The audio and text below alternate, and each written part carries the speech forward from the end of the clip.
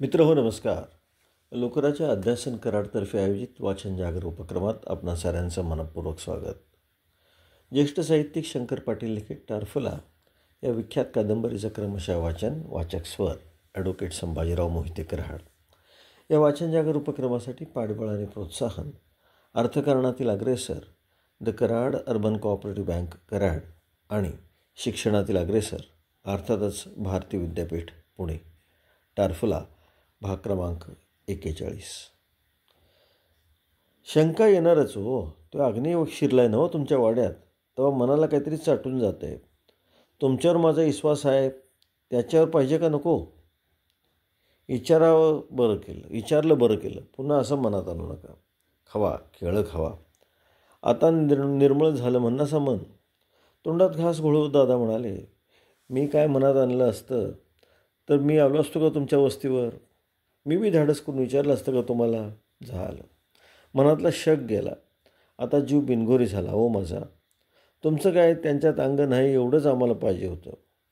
मग आम्ही आहे, ते आहेत, बघून घेऊ.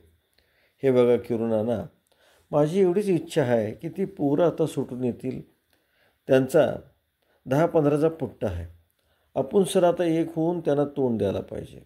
वय तुमच्यावर बी दात आहेच की त्यांचा. माझ्यावर आहे? तुमच्यावर आहे, सगळ्यांच्यावर आहे हो त्याचा. असू द्या हो, आमची काळजी नका करू तुम्ही. मग काय, तुमचं घराणं नष्टांश करणार म्हणून बसले आहेत ते. मग कसं काळजी करू नका म्हणता सर? घराणं नष्टांश करतात? त्याचा बा यायला पाहिजे गोरीतनं उठून एकेकांचा. उगा असा आडमा बोलू नका किरुणाना. नुसतं बोलत नाही दादा, करून धावतो. आता उगाच गमजा बघा. गमजा बघू? होय, गमजाच बघायची. हे बघा दादा, तो दाजीबा झेला जाऊन भेटी घेऊन येतो आहे. पण आम्ही बी इथं काही निजलेलं नाही हां. त्याचाच डाव त्याच्याच अंगावर कसा उलटतो आहे बघा. पुढचं कशाला बोलायचं? चला तुम्हाला मज्जा दाखवतो. असं म्हणून किरुणाना उठला. दादाही उठले. जरा थांबा असं सांगून तो आत गेला आणि बंदूक घेऊन बाहेर आला. किरुणानाच्या हातातली बंदूक बघून दादा खुळ्या कावऱ्यागत त्याच्याकडे बघत राहिले आणि हसल्यागत करून किरुणाना म्हणाला, चला तुम्हाला मज्जा दाखवतो. त्याच्या हातातली ती बंदूक घेऊन किरुणाना काय मज्जा दाखवणार याचा अंदाज लागेना. ते विचार करीत मागणं चालू लागले. कुठं जायचं म्हणता? चला तर खरं. मोठेचं पाणी पारमळायला चालू केलं होतं. दोघेही विहिरीच्या धावेवर येऊन उभे राहिले. दादा थक्कच झाले. पाय न उचलता ते बघत उभे राहिले. किरुणाना म्हणाला, हे बघा दादा, ही मोठ मारती ती माझी थोरली पोरगी लक्ष्मी आणि धाकटी आत पाणी पाजवते. लेकीला मोठ धरायला शिकलं का तुम्ही किरुणाना? दादा, नुसती बोटच घेऊन काय बसला असा?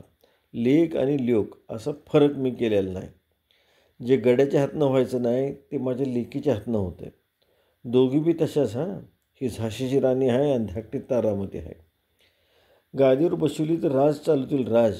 असं म्हणून किरुणाना पुढे गेला आणि हळीहून म्हणाला, लक्ष्मी जरा मोठ उभी कर.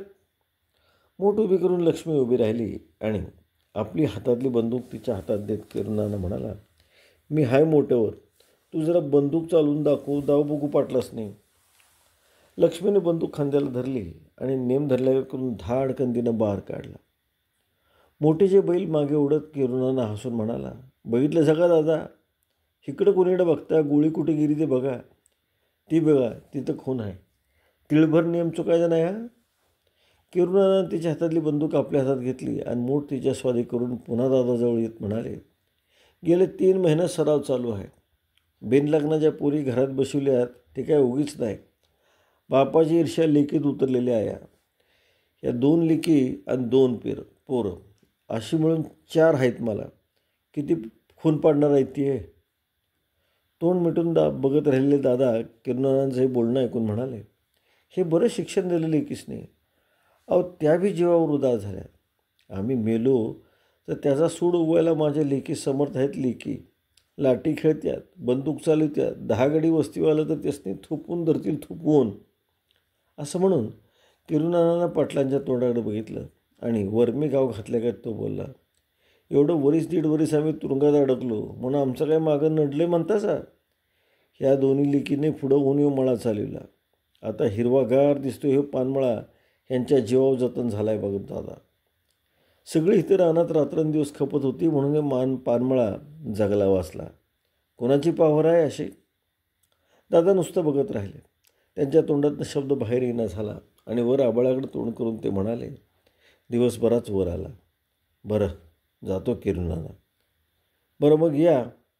असं म्हणून दोघेही माघारी वळले. खोपीपर्यंत चालत गेले.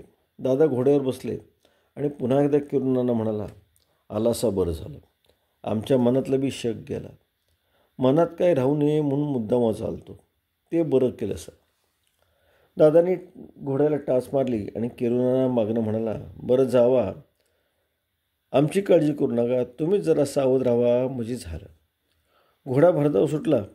बंदुकीच्या गोळीगत जाऊ लागला आणि मगाशी ऐकलेला बार दादांच्या कानात घुमत राहिला.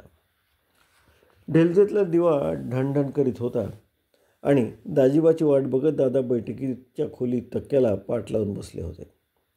दादा वाट बघत होते आणि देवडीवरचा नाईक बसल्या जागी डुलक्या घेत होता. पेंगता पेंगता मध्ये दचकून जागा होत होता. त्याच्या शेजारीच इलायत खा पठाण वळकट पसरून पडला होता. गळफास लागलेल्या बैलागत घोरत होता. रात्रीच्या त्या शांतवेळी त्याचं घोरणं सबंध वाड्याला ऐकू जात होतं आणि चौकात पाय वाजले. तरातरा दाजीबाज आत येत होता. चौकातनं तो ढेलजेवर आला आणि खोलीतनं यायच्या आत दादाने विचारलं, काय लवकर फुरसत घावली नाही का काय? दाजीबा आत आला आणि मुक्यानंच खाली बसला. रोखून बघत दादाने विचारलं, काय लय सरबरायला लागलाय काय? सरबराय कसली? आणि कसली असणार? पोरं सुटून आली ना व? वय आली की. मग त्यात सरबराई कसली? आता ते तुम्हाला ठावं. आम्हाला? होय, लय जे जे कार केलासा म्हणत त्यांचा. कुणाकुणाच्या बायका आरत्या करून गेलत्या ओवळायला. किती घागरी पाणी ओतलं सर त्यांच्या पायावर. न बोलता खाली मान घालून दाजीबा गुमान बसून राहिला आणि दादा बोलले, अहो हे इचरा पायी तर संधी घराला लावून दिलं होता आणि तुम्ही तोंड मिटून गप्पच बसलाय होय. तोंड उघडून दाजीबा म्हणाला, मग आता काय बोलायचं तर? अहो काय झालं काय झालं नाही ते सांगा. वर मान करून दाजीबा थोडा वेळ बघत राहिला आणि मग म्हणाला, काय झालं काय नाही ते तुम्हाला ठाऊक नाही होय. आणि माझ्या तोंडून कशाला उधळून घेणे त्यात काही विशेष आहे? दादाही मग थोडा वेळ गप्प राहिले आणि पुन्हा उसनल्यागत बोलले, काय लय जय जयकार झाला म्हणा. मान हलून दाजीबा म्हणाले, दादा आता जय जयकारच व्हायचा हो. व्हायचाच होय. एकाला 10-12 घरची पोरं, 12 घरचे 12 संबंध. असा लागाबांधा असल्यागत जरा गणागोताळा गोळा व्हायचाच की. तसं नव्हं असं म्हणून दादा म्हणाले, मग काय पेटकरी लई नाचत होतं म्हणा. कशाचं नाचायचं आणि काय? खरं ते बोला की हो. असं म्हणून दादा जरा हसून बोलले, काय हलगी लावून मिरवणूक काढूया असं लोक म्हणत होते. खोटं आहे वे? खोटं का असते? 4 लोक गोळा झाल्यावर कोणी हलगी लावू म्हणायचं, कोण काय करू म्हणायचं, असं चालायचंच की. आणि काय ती मिरवणूक आमच्या वाड्यावरनं जायची होती म्हणा. कानावर हात ठेवून दाजीबा मान हलवत म्हणाला, ते काय आपल्याला ठाऊक नाही. ठाऊक नाही वय? नसायचंच. बरं असू दे. दादा बोलायचे थांबले आणि दाजीबा वर तोंड करून म्हणाला, नसायचं म्हणजे तुम्हाला सांगायचं नसं.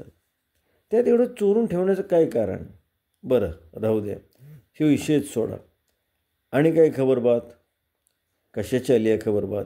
असं म्हणून दाजीबा गप्पच झाला आणि मग दादाने विचारलं, मग काय म्हणतात पोरं? पोरांचं सोडा. ती आज आल्यात गावात, पर किरुणांनाच काय? दादा तोंडाकडे बघत राहिले आणि दाजीबा पुन्हा म्हणाला, नागू पैलवानानं काय पुन्हा ठिया दिलाय म्हण पानमळ्यात. मग तुम्हाला का भ्या त्याचं? आम्हाला का भ्या? होय, ते किरुणांना आहे आणि ते रावणानाची पोरं आहेत. त्यांचं ते बघून घेतील. तुम्ही मध्ये पडू नका म्हणजे झालं. तोंडाकडे बघत दाजीबानं विचारलं, आम्ही मध्ये पडू नको म्हणजे? होय. मग काय तुम्हाला काही धोका आहे? मग काय धोका? बामणाच्या केशानं हत्यार आणले म्हण. त्यानं हत्यार आणले? होय. ह्यानीच पैदा करून दिले. ते कुठं जाते आणायला? मग त्याचं भ्या वाटते तुम्हाला? त्याचं भय वाटत नाही खरं. ते बामणगडी काय करतोय? पण त्या पोराला पुढं करून ही नाचायला लागलेत ती वानरं. हे काय बरं व्हायचं नाही बघा. त्याचंही बोलणं ऐकून दादा विचार करीत बसले आणि उगाच मान हलवून ते म्हणाले, काय भीता एवढं? तुमच्याजवळ काय हत्यार नाही? आमच्याजवळ हत्यार आहे हो. मग झालं तर? हीच तुमची भाषा होय? तर मग काय करायचं? एक उसासा टाकून दाजीबा बोलला, काय करायचं ते आम्ही तुम्हाला सांगायचं होय? होय, सांगा की काय करायचं? घाला की छापा. मग त्याची एकट्यावर छापा घालून भागल? सांगा की भागल काय? विना परवान्याचा हातार बाळगणारा तो काही एकटाच आहे गावात. मग असं किती छापं घालायचं आणि किती जणांची कळ काढायची? त्याला बी काही कमी केलं नसतं. पण आज रोजी तसं करून चालेल काय? डोळे झाकून दाजीबानं 2-3दा मान हलवली आणि झाकलेले डोळे उघडून तो म्हणाला, म्हणजे आता आम्हाला बी सावध राहायची पाळी आली तर? आम्हाला आली नाही? तुम्हाला का हो? आम्हाला काय म्हणजे? ती पोरं सुटून आली म्हणजे पोटचं भ्याप पडलंच की आम्हाला. म्हणजे आमच्यावर विश्वास नाही म्हणायचा तुमचा? हात पसरून दादा म्हणाले, खोळं आहेसा दाजीबा तुम्ही. अहो नाही दादा, मी सांगतो ऐका. तुमच्या केसाला धक्का लागायचा नाही. दादा पुन्हा बोलले, तुमची खोळी समजूत आहे दाजीबा. निव्वळ भाबडं म्हणलं तरी चालेल. अहो तुम्हाला बी अजून त्यांचा अंदाज लागलेला नाही. मी सांगतो दाजीबा, ते बामणाचा केशा आणि ती रावणानाची पोरं ह्यांचं आतनं काहीतरी संगनमत झालेलं आहे बघा. शेवटाला तीच एक होत्यात का नाही बघा. तुम्हाला पुढं करून एकदा किरुनानाचा काटा काढला म्हणजे मग तुमच्यावर उलटतील. केशाला हत्यार करून किरुनानानं आणून दिल्याचं नाही. ह्या पोरांनीच ते त्याला कुठनं पैदा करून दिले तुरुंगात असतानाच. असं कानावर आलं. मान हलवून दाजीबा बोलला, छे तसं व्हायचं नाही. बघा मी काय म्हणतोय ते. मी काय म्हणतोय तुम्हीच बघा. मीच बघू म्हणता? होय. असं म्हणून दाजीबाने एक डोळा घालून सांगितलं, अहो त्यांनी मला पुढं केलेलं आहे. असं म्हणता? आणि दाजीबा हसला. न बोलता हसतच बसला आणि दादाने विचारलं, का हो एवढं हसायला काय झालं? काय नाही, मी म्हणतोय त्याची प्रचिती येईलच. पण एक सांगावं म्हणतो. काय? काय नाही, ते हत्यार जप्त करायचं नसलं तर राहू द्या, त्याचं काही एवढं नाही. पण आता कशी झाली तरी पोलीस पार्टी गावात आणून बसवली सा. निदानला त्या पानमळ्यात तरी धाड घाला. तोंडाकडे बघितल्या करून दादाने विचारलं, हां आणि काय करून सांगा? काय करू नवं? नाग्याला आणि साक्षीदारासने अटक करा की. तुम्ही करणार नाही पण सांगतो आपलं. पटत असलं तर बघा. त्यासने अटक करू? होय. म्हणजे लंका पिटू द्या म्हणता काय? राहू द्या. अवघड जागी अवधान उठलंय, तुम्ही तरी काय करणार? तुम्हाला किरुनाना पाहिजे, आम्ही नको. दादा बोले, अर्थाचा अनर्थ करू नका. दाजीबाई म्हणाला, कशाचा अनर्थन काय? भावावर तर कळला म्हणणासा. भाव सोडून गेले का दादा बघत बसले आणि मग आपण होऊनच म्हणाले, दाजीबा तुम्ही काहीतरी येडी समजूत करून घेऊ नकासा. तुम्हाला काय वाटतं माझी त्यासनी फूस आहे? मग चावडीत एकाला 5 पोलीस असताना नाग्या येऊन तिथं कसा काय राहतोय? त्याचा तळ मग कसा पडला मळ्यात? पडलाय आता त्याला काय करायचं? मग तुमची छाती होत नाही म्हणा त्याला धरायची. दाजीबानं असा रोखठोक सवाल केला आणि त्याला उत्तर न देता दादा गप्प विचार करीत बसले. मूग गिळल्यागत ते बसूनच राहिले आणि चुळबुळ करीत दाजीबा म्हणाला, उठतो मी आता. जास्त काही बोलत नाही, पण एकच सांगून ठेवतो, तुम्ही असंच गप्प बसणार असला तर मग आम्हाला गप्प बसून चालायचं नाही. त्यांनी नाग्या पैलवान आणून ठेवला तर आम्ही बी त्याचा बा आणून ठेवू. इथं आमच्या हात काय पोचत नाही वे कुठं.